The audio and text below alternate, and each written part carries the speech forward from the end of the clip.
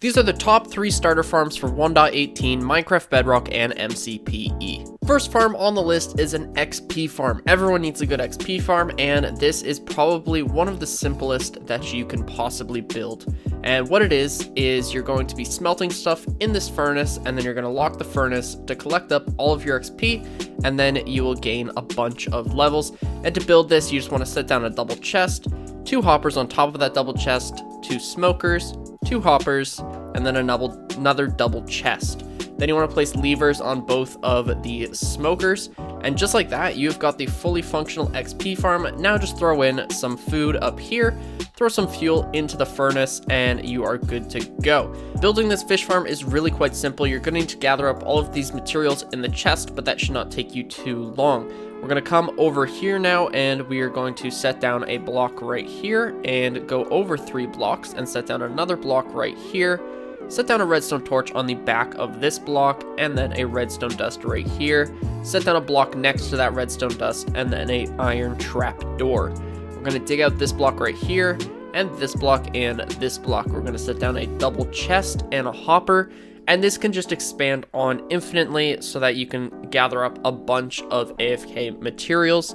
And then what you want to do is you want to set down a tripwire hook on this block and a tripwire hook on this block, and then set down a string in between the two, walk into it, so then the trapdoor will get activated, and then set down a water bucket so that way you can start fishing. Alright, I will have a download link in the description for the OP Auto Clicker 3.0. That is the auto clicker that I will be using in today's video. What we're going to do is we're going to change the milliseconds here to 1200 milliseconds and changing the mouse button to right click, and then just set up your hotkeys. I have my start and stop set to R. So we're going to come back here, we're going to walk up and press R, and then you'll start to AFK fish, and you're just going to have to get the positioning right so that the bobber stays in the water and you are clicking the trapdoor, and then you just have to wait for yourself to catch a fish.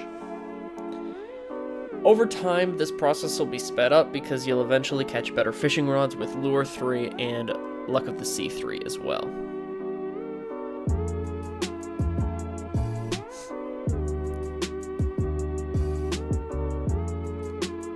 And just like that, we have caught ourselves our first fish, and then it keeps going, and you guys probably know what an AFK fish farm already is.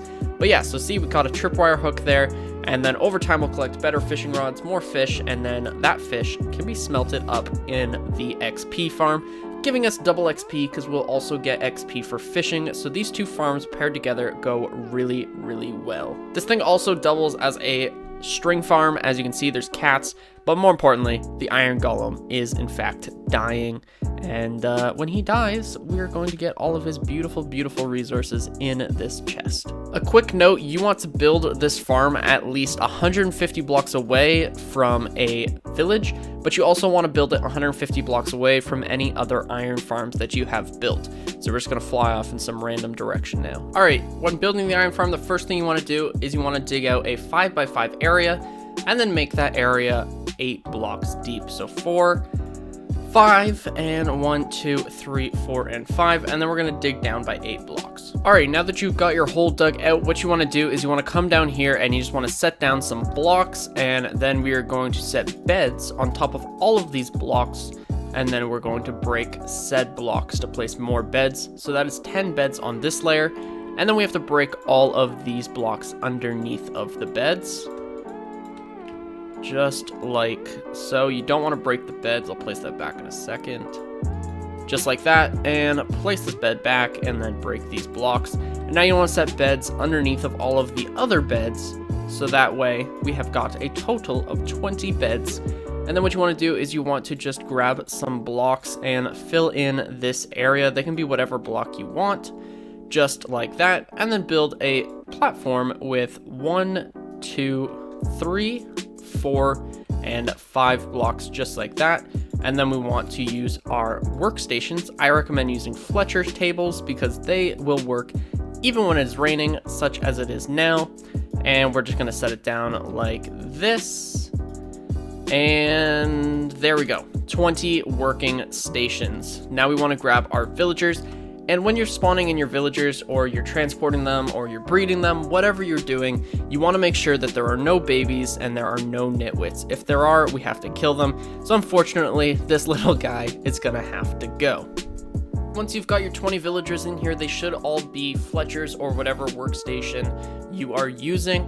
But now what we're going to do is we're just going to set down a platform over top of them. Oh, real quick, before I forget, what you want to do is you want to set down some sort of light source in the middle of the room. That way no zombies spawn down here. So let's just move this guy out of the way. And just set down a torch or something on the wall, or light it up as much as you want. But one torch right there is more than enough. And that way you won't have zombies spawning down there, turning them all into zombie villagers. But you're going to build a platform over top of them and then mine out the wall around them, just like so. You want this top platform to be a 7 by 7 hole. And then we're going to get water streams going. Yeah, so see, there's a zombie right here. But because we have that light source and because we have got the platform covering them up, we're not going to have any zombie villagers, so we don't need to worry about that. So we're going to set down a block right here and a block right here. You can already see we have got some cats spawning. And then what you want to do is you want to come over here and you're going to break this block and set down a hopper, break these 2 blocks and these 2 blocks, and then these 2 blocks as well, and set down a double chest. This can go into a sorting system, or this can go into just bulk storage, but you just want to have some sort of collection system down right here. You're going to grab a bucket and place 2 water buckets on both of those platforms, so then all of the water streams into this hopper right here. Then you want to set down a block here again, so that way nothing gets pushed into this little hole. And you want to set down a sign right here, a sign right here, and a sign right here. Then you want to grab a temporary block and set it down right here, put a fence gate right here and open that guy, and then set down a lava bucket right here. So now any iron golems that spawn are going to get pushed into the lava, and then they're going to burn and die. And this cat should catch on fire and he will burn. Yep, he will do that. And we might actually get some string. Occasionally cats drops will spawn like string and they will end up in the double chest, but sometimes they will end up in the lava as well. So actually I'm gonna go around and kill some cats, because the less cats there are, the faster this stuff is going to spawn. And all of these guys are from the village. So yeah, right there we've got 2 iron golems. It only spawns 2 at a time, so we'll never have more than 2 iron golems in here. But as these guys die, we should see more spawning fairly shortly.